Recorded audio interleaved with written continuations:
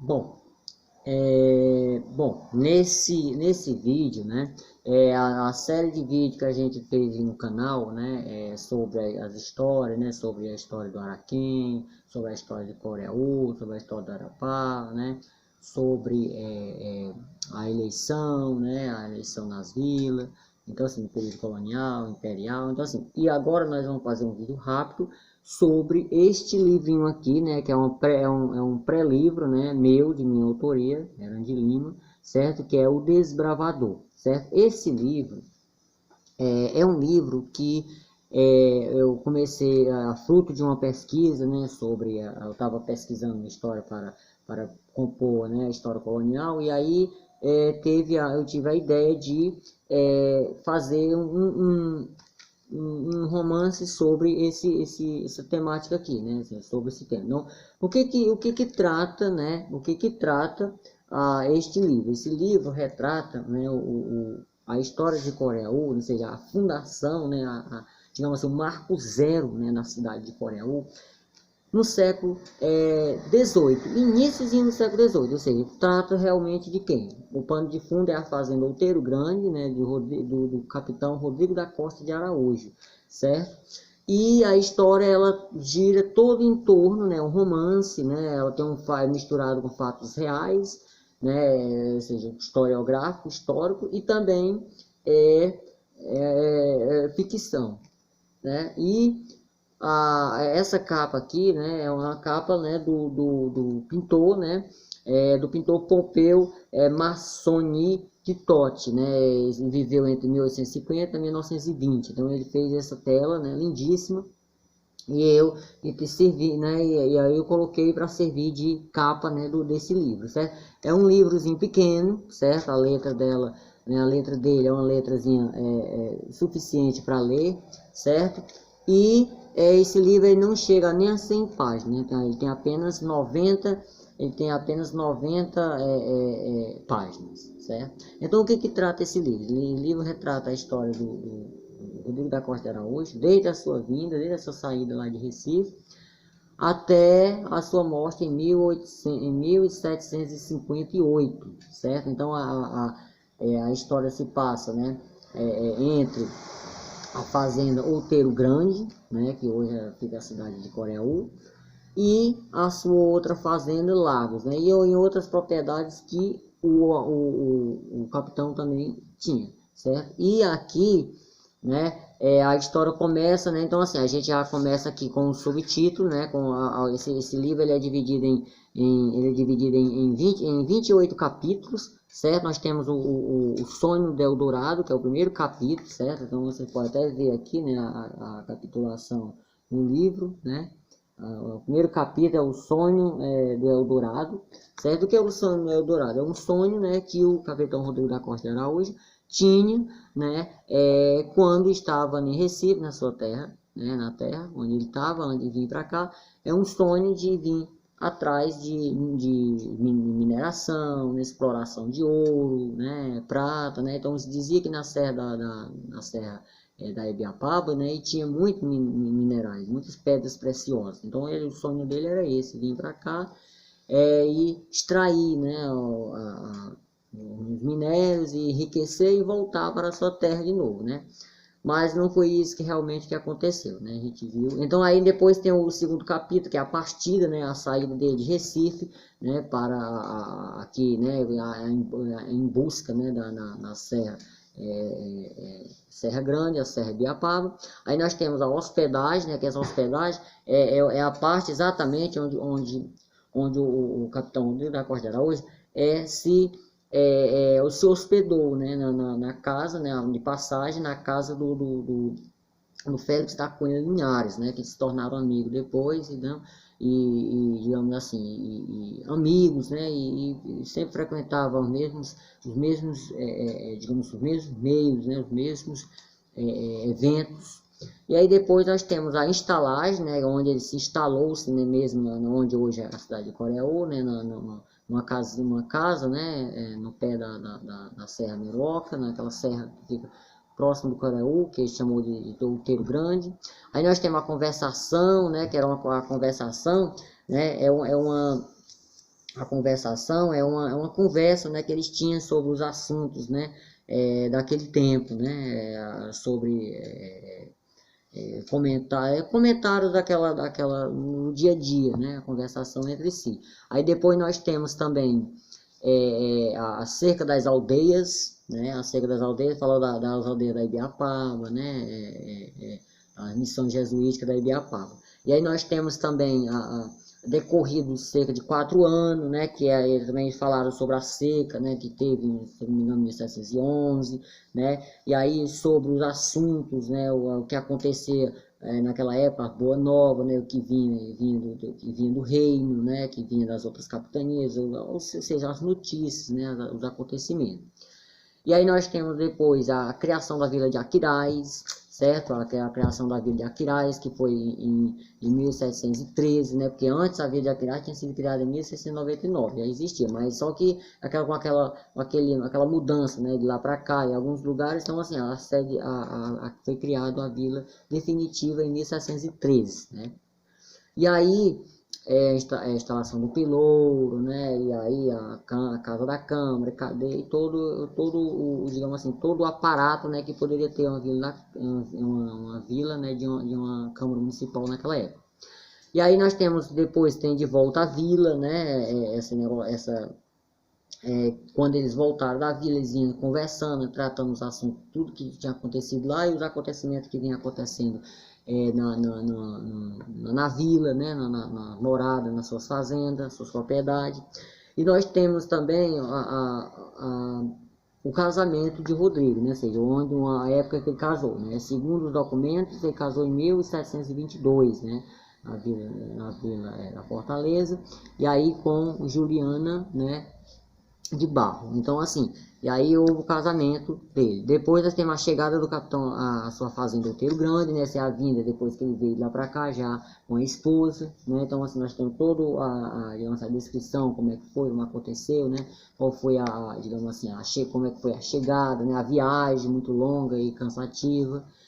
E aí nós temos a consumação, né? Que é a consumação do casamento dele. Nós temos depois as esmolas para se construir uma capela, né? Se diz a documentação, inclusive na cronologia sobralense, lá numa determinada página, né? Ele cita que o capitão da Costa Araújo e sua esposa, né, andaram a angariar fundos para a construção de uma capela, né? E aí nós temos também aqui o nascimento do primogênito, né, que é o Domingo da Costa Câmara, né, que é o primeiro filho de Rodrigo da Costa Araújo, né, o nascimento dele. Depois nós temos de retorno para casa, né, esse de retorno para casa, também quando eles vinham voltando, eles sempre conversavam, né, sobre as coisas, os assuntos, né, da qual estava em voga, né, naquele momento ali. Eles ficavam comentando, vinham caminhar fora deles, vinham com os cavalos, né, só, né, dando aquela marcha bem lenta e vinham conversando entre si, certo? E aí nós temos também as encomendas, né, que naquela época eles compravam, encomendavam, né, do porto do Recife, né, na praça de Recife, ou lá do reino, ou dos outros reinos, né, como Portugal, França, e sobretudo Inglaterra, os produtos manufaturados vindo lá, que eles mandavam daqui os produtos aqui da terra, né, e aí as embarcações traziam as novidades lá das cortes, né, dos reinos. E aí eles estavam esperando, né, essa embarcação no Porto Camusim. E aí depois tem um encontro, né, o encontro deles dois, né, dos amigos, né, os conhecidos como Vicente Neto, João Neto, né, Manuel Dias, Matias Pereira. Então, assim, são os homens bons daquela época que moravam aqui na região, que eles se encontravam, né, para conversar, quando eles vinham nas suas viagens. E aí depois nós temos um convite de casamento, né, esse convite de casamento, foi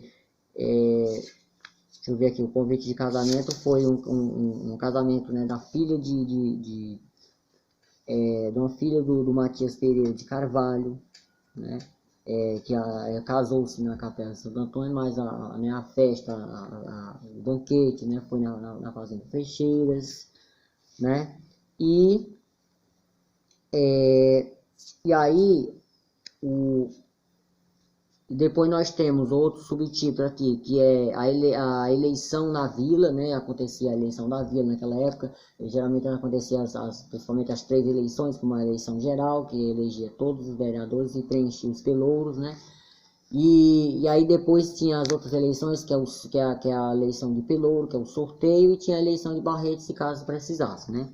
Então essa foi um ano de eleição, a eleição geral, né? Para o preenchimento dos pelouros. E aí nós temos, por último, nós temos o reencontro, né? O reencontro é entre Domingo Alves, né? Falava sobre os assuntos, né? Da sua morada, onde ele já estava morando, né? Nessa época ele já estava morando na fazenda Olho d'Água. E aí também sobre o João da Mota, que era amigo dele. Então, assim, todo um diálogo entre si, né? E aí nós temos depois o casamento, né, da senhorinha Ana, né? A senhorinha Ana, o casamento da senhorinha Ana a filha de Rodrigo da Costa Araújo, que casou com o Manuel Moreira Simões, né? Então muito conhecido a personagem. O casamento, e aqui no livro também retrata um pouco como é que foi, né? O casamento. E nós temos depois a eleição de pelouro na Câmara, né, como foi dito no item anterior, que havia a eleição geral para preenchimento do pelouro, e havia depois a eleição de pelouro, né, que era uma espécie de um sorteio, né, a quem ia mandar na vila naquele ano, né. E aí nós temos depois a enfermidade, né, que é a doença do capitão Rodrigo da Costa Araújo, que ele adoeceu, né? A gente não sabe exatamente de que ele morreu, né, mas naquela época se dizia naquela época se dizia que era uma doença dada por Deus, porque naquela época acreditava-se, ainda hoje acredita, que Deus é o dono, né, da nossa vida, da nossa morte, da nossa saúde e da doença. Então Deus tinha dá o dom tanto da vida como da morte, como da doença, como da saúde. Ele dizia que era uma doença dada por Deus, né, morte natural, né? Morte natural, ou seja, morte da vida presente, morte natural, de uma doença dada por Deus. E aí, assim, aí depois teve a morte, né, dele, do capitão, também chegou a falecer, né, em 1758, né? E aí houve o seu velório e o sepultamento. Então, assim, aqui a história ela começa lá em 1700 por aí, né, ou até antes um pouco, né, na partida dele para vir para cá, e aí toda a história, todo, né, o enredo, os acontecimentos, né, que acontece, ele se instala, depois casa, constitui uma fazenda, adquire mais propriedades, né, e aí o Rodrigo da Costa hoje ele é em 1713, né, com a fundação com a criação da vila definitiva de Aquiraz. Ele foi um oficial da Câmara, né. Foi dito num vídeo aí, né, sobre a Palma, né, sobre a fundação do Coreaú. E aí ele foi um oficial da Câmara, ou seja, a função dele era procurador do Conselho, em 1713, né. E aí né, viveu todos esses anos, ajudou, né, constituir a vila, né, a vila de Aquiraz, né, e aí morreu, né, em 1758 em sua casa, né.